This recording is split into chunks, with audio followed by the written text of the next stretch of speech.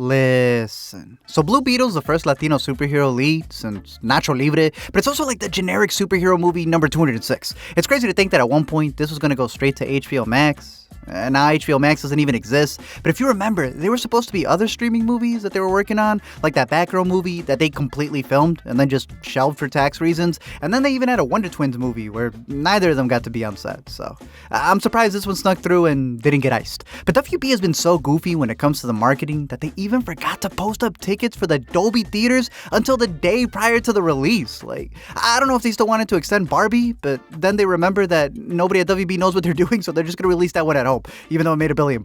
Overall, it follows that formula of bringing in a new director who adds their cultural spice while the studio controls the same generic story. And honestly, I'm convinced that the only reason they don't change some of the Spanish stuff is because it wasn't translated for them. And that's why certain jokes will hit with Latinos more, which I believe is what WB is trying to market for. But like, I went to the 7 o'clock show and open at night and it was empty. So y'all should have told them it was at 5.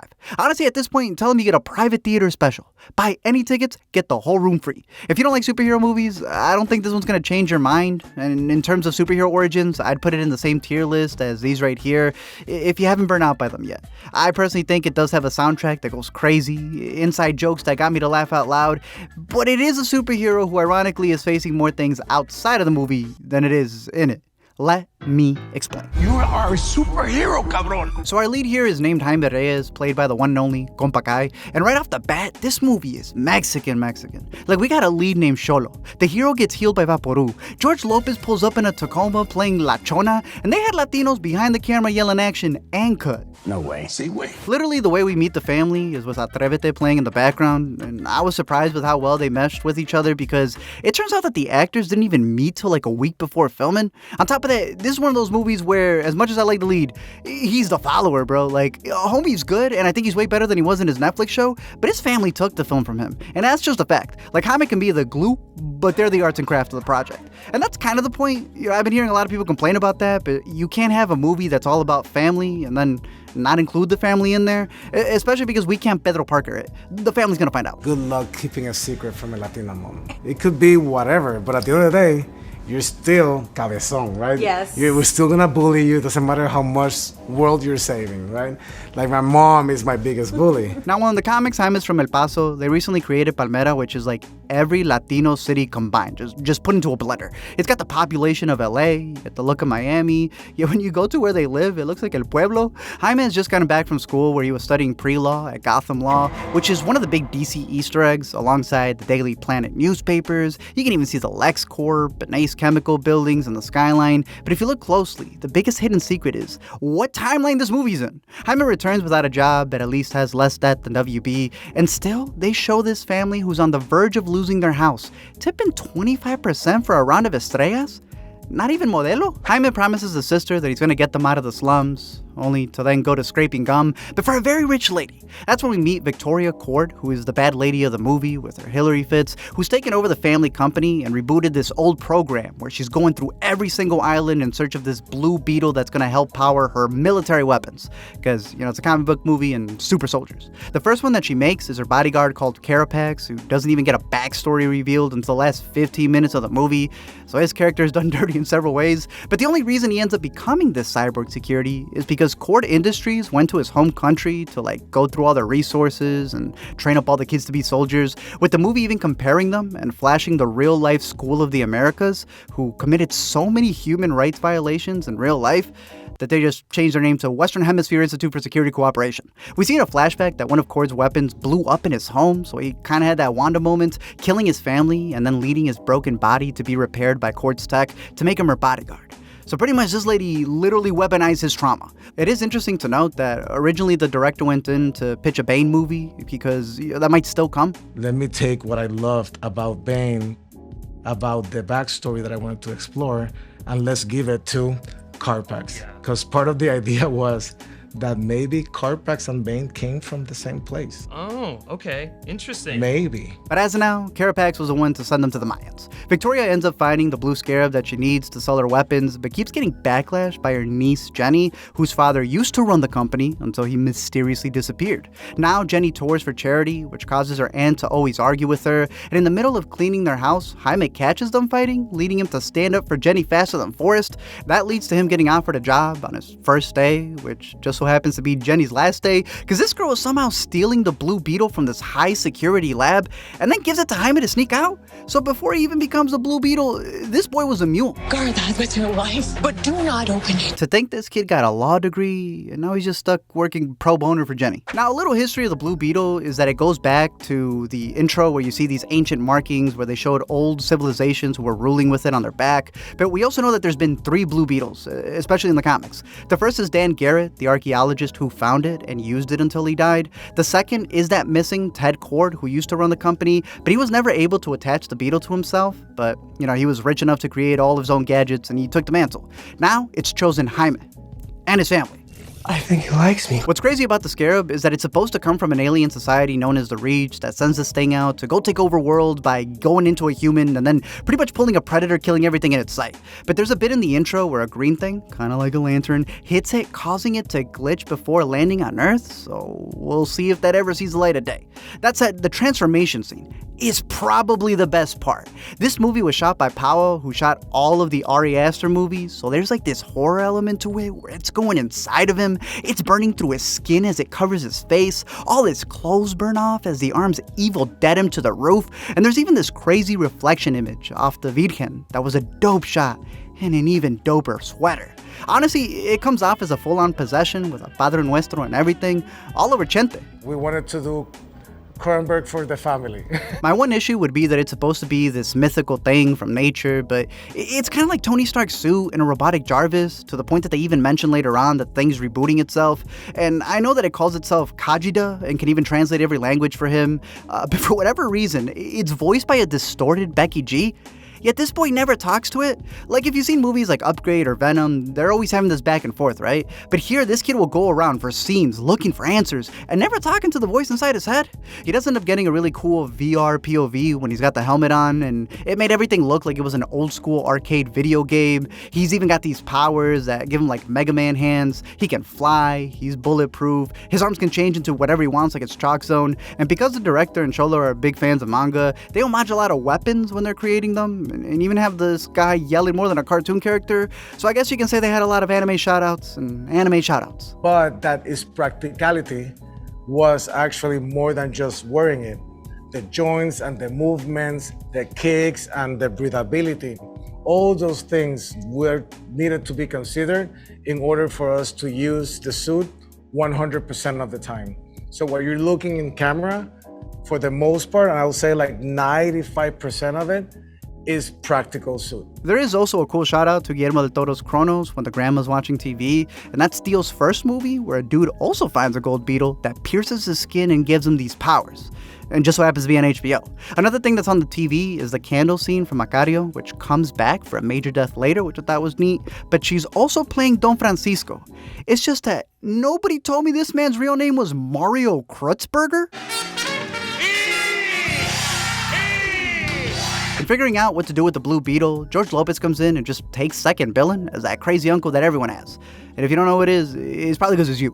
Now, I can see it going one in two ways. One, comic book movies do need to let comedians do their thing, especially when it comes to the jokes. But two, ain't no way in hell you're expecting me to believe he can hack into a corporation that's so powerful, they're kicking him out of his own house. You're a genius. What? I know. What'd I say? Now, I know he's trying to replace being the guy in the chair with being the Theo in the truck, but they really get silly with this Chapulín antenna where, yeah, it's the first Latino superhero who was also based off a colored bug, but this dude created in his basement an interference machine that can mess up the security of one of the biggest tech companies out there? Like, look, I know it's really underwritten, but I'm assuming that it's supposed to be a parallel with Jenny, where she has an aunt who doesn't know tech but does run the biggest company, but also despises her niece, whereas George is poor, but somehow like Steve Wozniak with tech, with his nephew Jaime being the most important part for him. That's why when Jaime fights Carapax to stop these injustices, George just skirts in, whipping his antenna at the guy, who had no helmet but somehow still survives. The one thing I really liked about the IMAX, though, if you got to see it in there, was that it wasn't just used for the action scenes, but there was a lot of intimate ones where he'll be talking to his dad or uncle. And I thought that it was really cool that they would give those moments of advice between family a little more importance and have them be, just full up on the screen. But there's also the problem that if you didn't see it in IMAX, some jokes do get cut off, like George signing the cross when the possession is happening, which you can't see because his big head puts it out of the frame. Jaime also ends up naked after every transition, but luckily his family has enough San Marcos blankets to cover up his chorizo. I've seen worse. Where? You don't want to know. Yeah, even when he's on fire, his Theo's always going to roast him more. Jenny then takes them to their father's secret lair where he has all of the previous super suits and gadgets for when he was Blue Beetle. And we keep seeing Oreos around the lab, which I'm assuming hints at Martian Manhunter since that's his addiction in the comics. I don't know if he's shapeshifting, but you also get some other clues like the big belly burger design, where I was looking at it and comparing it to the movies we've gotten so far, and I don't know if it's just Big Belly Burger getting a new design because we're in a new timeline, or just the old one got re-upped. It's kind of like Schrodinger's Beetle. I don't know if it's both in Snyder's DCEU and maybe Gunn's DCU. Now the DCU in film, which really doesn't start. I mean, the first DCU character for sure is Blue Beetle, and the first full DCU movie is Superman. Man, only in comics can you have two number ones. But if you ain't first, you're last. They did hint at the previous Blue Beetle teaming up with another superhero called Booster Gold, who does have his Max series in the works. So I have kind of been interested in those casting rumors because I think it would be pretty cool. But Ángel, who directed Blue Beetle, might still get that Bane story, considering that the Flash director, Andy Muschietti, is confirmed to direct Batman, the Brave and the Bold. So if they're having multiple Batmans, they might have multiple villains, because in the animated series for Brave and the Bold, it already had Batman teaming up with Blue Beetle. I need your expertise for a little emergency. Are you El Rata Alada? El Rata Alada? Yeah. Like the voice Spanish I have heard. What? Jesus! No habla español, fellas? Do me a favor, shithead. Shut up! After trying to figure out what Jaime's going to do with his new powers, we get a really good speech with his uncle, where George mentions crossing being hard, but it's the next 20 years that are harder. And if you've ever talked to your parents and know their story, or tios, tias, abuelos, I have to claim this as the line of the movie. And that's why it stinks that they bring in a lot of filmmakers to give it that authenticity, but then you're still gonna trap these movies in that cliche origin outline. You gotta give them more than 50-50. But I think they're too scared to. There's a bunch of sneak disses in there where a Starbucks will be opening up where a carniceria was. There's a billboard about Palmera being the #1 for write-offs for corporations. And with the director being from Puerto Rico, it is a little sketch that WB made him cut out a couple of scenes that got into how Cord was driving people out of their homes because it ended up being prime real estate. Kind of the same way the Paul brothers keep trying to buy out the beaches in Puerto Rico. But I think keeping those scenes would have been important because the first shot of the house that you see, it has a Cord sign out in front of it. But WB has been treating this man worse than Jaime. They really had him out there doing all the press himself, which ironically is just like Jaime's story. The best way to love them is to support them. Yes. Going on theaters, August 18. The family then gets attacked, causing dad to die. Nobody was going to die in the movie. That was originally, but the studio kept pushing and convinced us eventually, how can we create a lowest of lows? Man, I knew that speech was too good to be true. It sucks because that talk that they were having between Jaime and his dad was all about finding your purpose and how his father was still searching for his too. But this idea that you can't make it without sacrifices, when get this, the main bad guy you wrote in your movie, their catchphrase is, your sacrifices for the greater good. Man, that starts to sound like an offering and not an obstacle. Sure, it gets into the magical realism with Jaime being able to have that goodbye vision. There's even that transplant metaphor at the end where the grandma moves the nopales that the dad mentioned they planted when the kids were born. But did y'all really have to hit Pops with the... After they burn the family's house down, they take Jaime back to the lab where Cord is juicing Jaime in order to power up their super suits. Why do you always jump to milking? We don't even have nipples. And so the family, who the bad guy just let live, carpool in their Beetle bug ship and drive over to Victoria's super secret super island in order to free him. I did like that they sprayed animo on the ship since that was what the dad was always saying to them, but I don't think anything beats when the mom yells at his suit because she would hold it responsible for her mijo. On their way to him though, they have another goofy moment that might even be worse than the Chapo Chapulín Antena, because while this island is decked out with soldiers guarding it when they get there, they even got the experiment room with state-of-the-art security.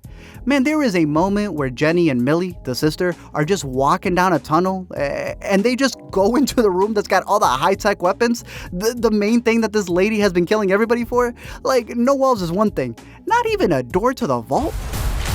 Here we go. There's then a joke moment with the character not called Sanchez, who's been getting called that the whole movie until he's had enough with Susan and hits her with a "No one calls Esteban Julio Ricardo Montoya de Rosa Ramirez Atif." And then the boy just gets killed. They then do that goofy thing where the masks come off during the fight scenes once everyone's free in order to get the actors to show their faces all the time. But then they mix that in with the previous Blue Beetle's goofy weapons, so they're beating up soldiers with bubblegum bombs. Jenny legit is walking around with a Game Boy Color light for a device. The sister just says hocus pocus and her power glove can become whatever she wants.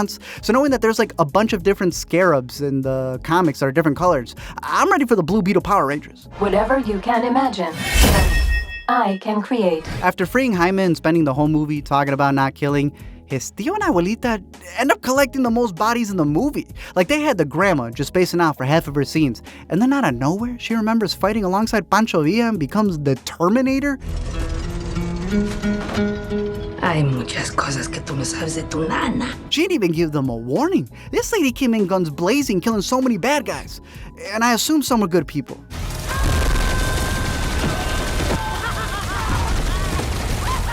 Hey, yo, what the fuck? Ahora sí nos podemos ir, mijo. And you never see the sister or Jaime, because they're main characters, kill anyone in combat. Yeah, he'll pull a "get over here," but he never finishes them.